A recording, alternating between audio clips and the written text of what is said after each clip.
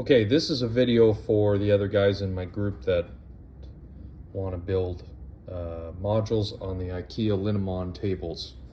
So the standard that we use is 4.5 inches from the edge. This is a bottom left-hand corner. This is what we call the public side. So 4.5 inches from the edge of the table exactly to the start of your main line, and then from the edge this way is 1.75 inches. So what I've done here is, this is a Cato road, obviously, with the gap piece, and that completely or perfectly attaches to Cato double track. Now, this module was made a lot later, like this year, 2023, and this module was made, I think, in 2019. So here I'm using a double Cato track, and we used to not have double track. So I was the first one that got some, but it's the same width, and a Cato crossing piece with the gap in between is the exact same width. But this is the other thing that I want to show you. So again, 4.5 inches from the bottom and 1.75 inches from the edge.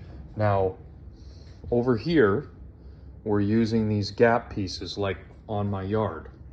So if you use that measurement, you should be able to slide a piece in. But the way that this yard has worked is, of course, it's not exact because the board is metric, the track is metric, but we're measuring in inches because the tables, the wooden part on the bottom, is in imperial. So the original idea was that we would have every gap with the Cato expansion pieces. But the truth is that if you're building modules, if you have, for example, 2 pieces, as long as you end up with having a main line here on this end to your next buddy beside you, and the same on the other side, you can do whatever you want in between, the same as any other modular system.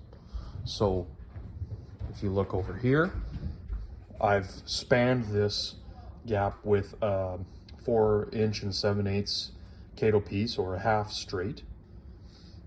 Over here, same thing again. You can see it, but it's not exact because I have a turnout here, and having one of those expansion pieces and a turnout, it's not a good idea.